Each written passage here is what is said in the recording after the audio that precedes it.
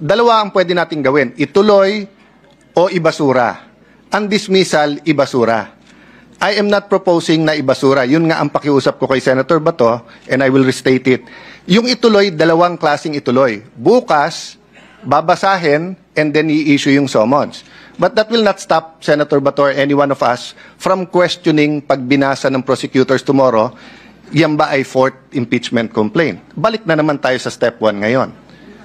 Yung remand ay ibalik sa House. So ang aking pong amendment ay ibalik sa House at ipa-certify sa House na number 1, including the circumstances, na hindi nila violate yung Constitution in entertaining more than one impeachment complaint in 1 year. Number 2, na interesado silang ituloy ang impeachment complaint. Kasi kahit sumagot bukas na gusto nilang tumuloy at i-certify nila, paano kung yung 20th Congress ibalik naman?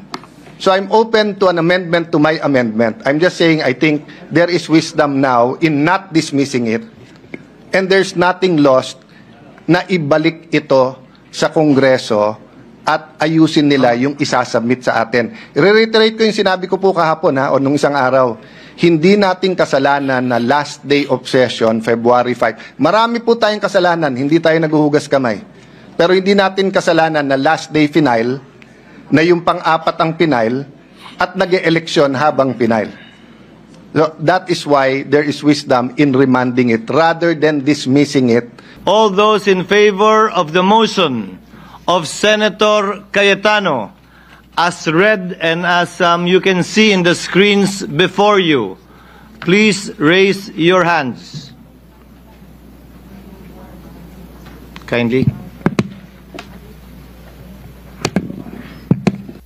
All those against the motion of Senator Judge Cayetano, please raise your hand.